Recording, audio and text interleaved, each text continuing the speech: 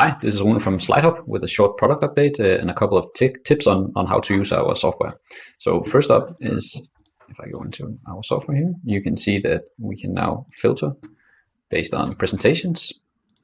So if I'm just looking to find presentations only, here you can see I have individual slides. I also have some full presentations here. I can now filter and just look at the presentations we have here. If I click on view slides, I'll see the slides that go into that particular presentation. That's the first feature. Second feature is that I can quickly add the slides here to my personal vault if my organization have switched on this feature, or the company library if your organization has switched on this feature. So you just click on add all slides and it goes into your personal slides here. Next up is browser version of our software. So I just log in with my credentials here in Chrome, and you can now see I can go to explore content, where I can browse the inspiration slides. I can also go into our company slides.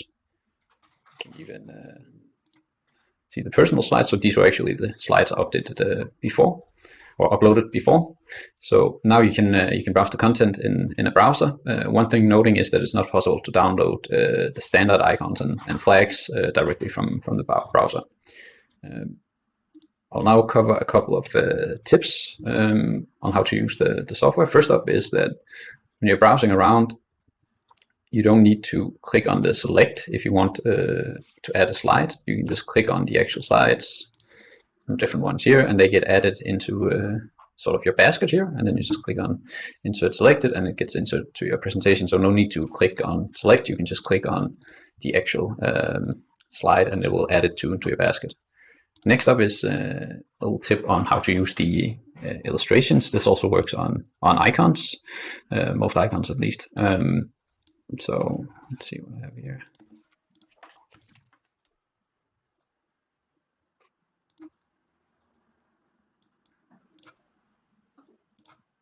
Now I inserted the illustration, can scale it up and down in size as it's a SVG icon, so it doesn't lose quality.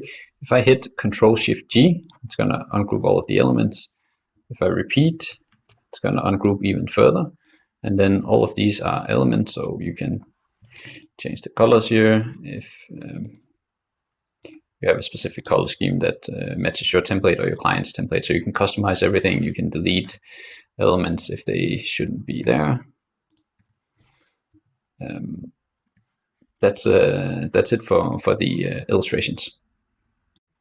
A couple of features we have added for the managers and gatekeepers is that they can go in and get a better overview of the users. So you can now filter based on name. It could also be that you want to see who has actually used the software the most, filter based on when they joined, and you can even export this in Excel if you want to do some sort of analysis on who's actually using the product.